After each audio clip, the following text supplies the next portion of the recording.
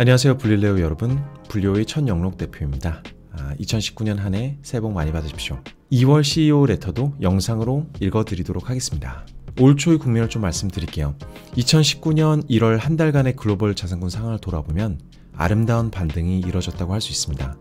한국 주식시장은 거의 3일에 이틀꼴로 상승해 왔어요. 한 달만 놓고 본다면 국내 주식으로 연간 기대 수익률 수준인 8% 정도의 수익도 가능했을 겁니다. 쉽고 편안한 상승장이었다고 할 수 있어요. 하지만 지난 3, 4개월을 기준으로 돌이켜본다면 시장은 하락세를 여태 극복하지 못했다고 볼 수 있습니다. 어떻게 보면 큰 손실 속에서 출혈을 잠시 멈췄다 정도의 국면이라고 할 수 있겠습니다. 불리오는 현재 자산을 극도로 보수적으로 운용하는 중입니다. 이번 달의 상승장을 놓친 것이 단기적으로 아쉽다고 생각할 수도 있지만 지난 하락장을 잘 피한 것이 결과적으로 장기적인 포트폴리오 수익률에는 훨씬 중요한 영향을 미칩니다.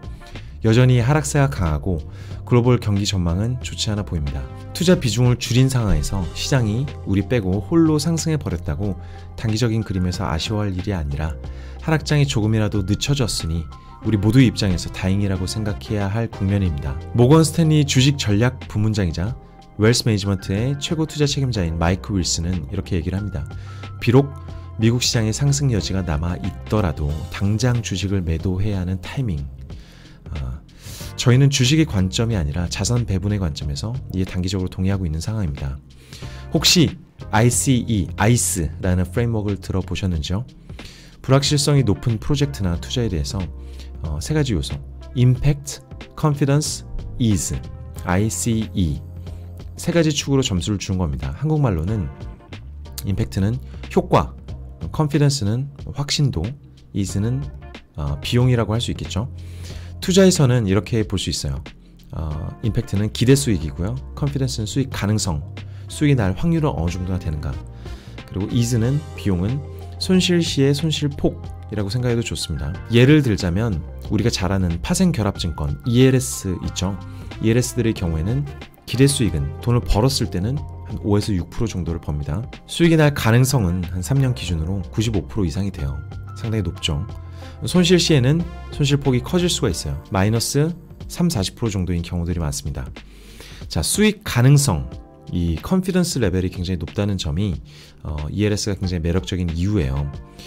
대충 투자를 해도 웬만하면 수익이 발생한다는 의미이죠. 그런 점 때문에 좋아하시는 분들이 많을 겁니다.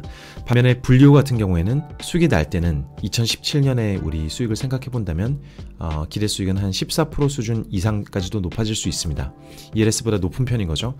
반면에 3년 기준으로 수익 가능성은 ELS보다 좀 낮은 8, 90% 수준이에요. 손실 시에 손실이 나는 가능성 3년 기준으로는 마이너스 10%가 안 될 것 같습니다. ELS 대비 그나마 안전한 편이죠. 누군가에게는 ELS가 훨씬 매력적으로 보일 것이고 누군가에게는 불리오가 더 매력적으로 보일 것입니다. 성향 문제인 거죠. 자, 조금 단기적인 전략을 봤을 때는 2019년 1월의 단기 상승장에 선별적으로 진입해서 약간 소위 단타를 노리는 전략을 했더라면 그런 전략은 아이스 관점에서 어떻게 분석할 수 있을까요? 기대 수익만 본다면 한 달에 한 5% 이상으로 상당히 높은 편이라고 얘기할 수 있겠고요.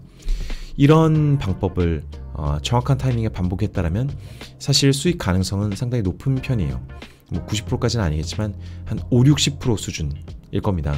많이 하락한 시장에서 저가 매수를 기다렸다가 이럴 때 선별적으로 접근할 수 있다면 상당히 우수한 투자라고도 할 수 있어요. 그러나 그러려면 평소에 장기적인 상승장이든 하락장이든 꾸준히 현금을 보유하는 전략이 필요해요. 그래서 일시적으로 굉장히 급락했을 때 들어갈 수 있는 어떤 총알이 있어야 되는 거죠. 한편 이런 투자는 잘못되었을 때 작년 12월이나 11월 미국이나 한국처럼 그 정도 혹은 그 이상의 손실이 발생할 수 있습니다. 예컨대 월간 기준으로 마이너스 10% 이상의 손실이 발생할 가능성도 충분하다는 거죠. 그래서 이길 가능성과 수익 자체로 봤을 때는 높은 편이라고 할 수 있지만 상당히 큰 폭의 리스크를 짊어져야 한다는 겁니다. 오랜 시간 기다렸다가 예를 들어서 12개월, 18개월씩 현금을 들고 기다렸다가 한번 진입했는데 좀 큰 손실로 이어질 수도 있고 그런 의미에서 후회가 많이 남을 수도 있는 투자 방법이라고 할 수 있습니다. 혹자는 손실 가능성 그 자체를 리스크로 생각하고 그렇게 얘기하기도 하고요. 다른 사람들은 또 가능성을 떠나서 손실 시에 손실폭이 얼마나 크냐를 리스크로 생각하기도 합니다. 예컨대 보험 같은 경우는 손실 가능성 거의 없겠지만 손실 시에 굉장히 큰 손실폭이 발생할 수 있는 것을 막기 위해 존재하는 상품이죠. 두 가지 의미가 굉장히 다르죠.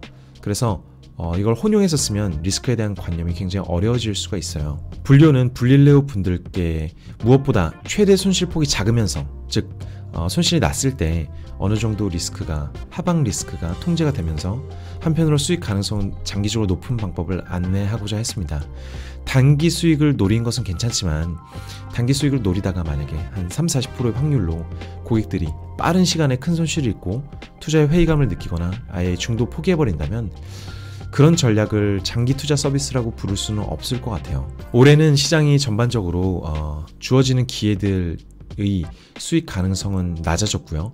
손실 시 손실 폭의 가능성은 상당히 확대됐습니다. 그래서 올해 불료는 기대 수익을 낮춤으로 인해서 수익 가능성은 상대적으로 좀 더 높이고 손실 시 손실 폭은 더욱 제한하는 모습이 될 것으로 보입니다.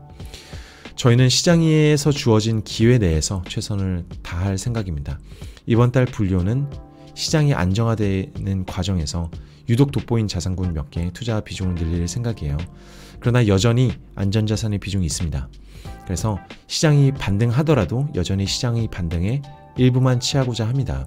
최악의 경우에도 손실폭을 제한해야 되기 때문이겠죠. 여러분, 더 자세한 얘기는 CEO 레터를 직접 읽어보시면 좋을 것 같고요. 제 방송을 보시는 분들 중에서도 이런 레터를 꾸준히 받고 싶으신 분들은 불료 서비스에 서브스크립션을 하셔서 한번 받아보시는 것도 좋을 것 같습니다. 2019년 한 해 다시 한번 새해 복 많이 받으시고요.